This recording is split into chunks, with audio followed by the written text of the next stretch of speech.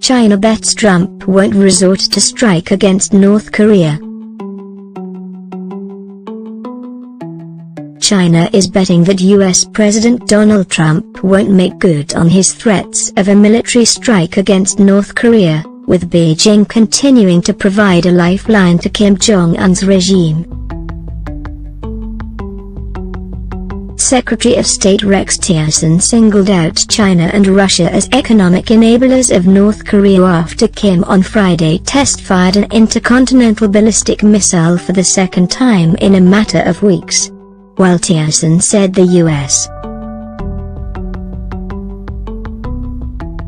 wants a peaceful resolution to the tensions. The top American general called his South Korean counterpart after the launch to discuss a potential military response. China on Saturday condemned the latest test while calling for restraint from all parties, a muted reaction to Pyongyang's progress on an ICBM capable of hitting the U.S. mainland. Despite Kim's provocations, analysts said Beijing still sees the collapse of his regime as a more immediate strategic threat, and doubts Trump would pull the trigger given the risk of a war with North Korea that could kill millions. The military option the Americans are threatening won't likely happen because the stakes will be too high, said Liu Ming, director of the Korean Peninsula Research Center at the Shanghai Academy of Social Sciences. It's a pretext and an excuse to pile up pressure on China. It's more like blackmail than a realistic option. Relations between the world's biggest economies have soured after an initial honeymoon between Trump and President Xi Jinping. Last month sanctioned the regional Chinese bank, a shipping company and 2 Chinese citizens over dealings with North Korea, which could be a precursor to greater economic and financial pressure on Beijing to rein in its errant neighbor. Read more: the options for dealing with North Korea.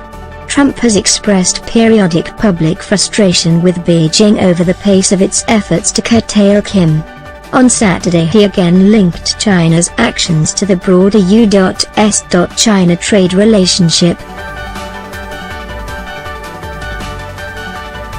"I am very disappointed in China," he said in a series of Twitter posts. "Our foolish past leaders have allowed them to make hundreds of billions of dollars a year in trade, yet they do nothing for us with North Korea, just talk. We will no longer allow this to continue." China could easily solve this problem. Hours later, Xi called on China to speed up its military modernization, telling troops at an army parade that the world isn't safe at this moment. "A strong army is needed now more than ever," he said, without specifically addressing North Korea or Trump's comments. China's biggest fears related to North Korea remain a collapse of Kim's regime that it has repeatedly called for both sides to step back, proposing the U.S. halt military drills in the region and North Korea freeze weapons tests. Has dismissed that proposal, saying North Korea must first be willing to discuss rolling back its nuclear program. On Saturday, the U.S. announced that 2 Air Force B-1B bombers conducted bilateral exercises with South Korean and Japanese fighter jets in response to the ICBM test. North Korea is probably correct in its view that it can survive sanctions long enough to build its arsenal to the point where the world has to accept it as a nuclear state, according to Andrew Gillaham, Director of North Asia Analysis at Control Risks Group. Is likely to make a dramatic move this year against China in a bid to stop that from happening, he said.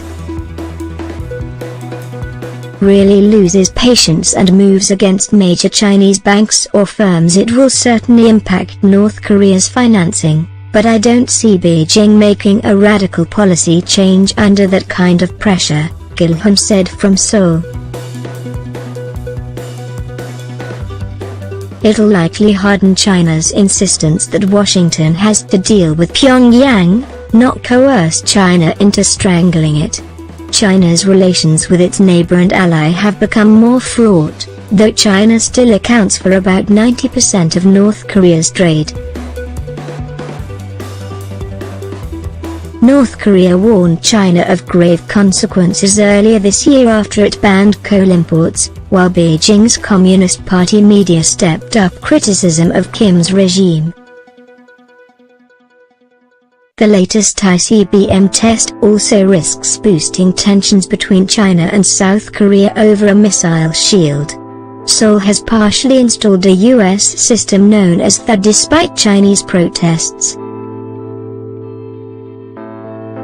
It had halted that rollout under the new administration of President Moon Jae-in, but after the ICBM test, Moon called for talks with the U.S. on temporarily deploying more launchers. China warned on Saturday that THAAD would disrupt the region's strategic balance. Despite the disagreement over THAAD, on the whole China probably prefers Moon to the conservative government he replaced in May. Since taking office, Moon has sought to engage North Korea, calling for peace talks and saying he'd meet Kim under the right conditions.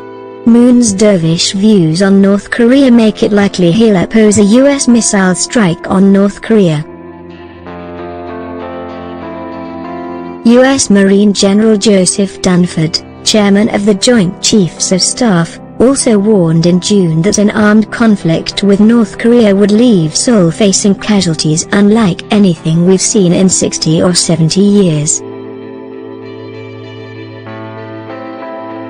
As relations with the U.S. cool, China has boosted ties with Russia.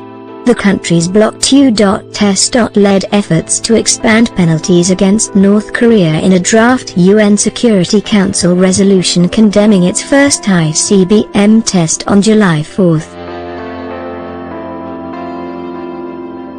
Those ties are likely to strengthen after Trump said he'd tighten sanctions on Russia for meddling in the U.S. election and aggression in Ukraine. To placate Trump, China will likely take some moderate measures against North Korea without doing anything that could collapse the regime, said Gilham from Control Risks. China has a lot of room to step up pressure on Pyongyang while staying well short of a really destabilizing cutoff, he said. Personally, I don't think North Korea is going to roll over and give up its nuclear survival guard even under a life-threatening level of economic pressure.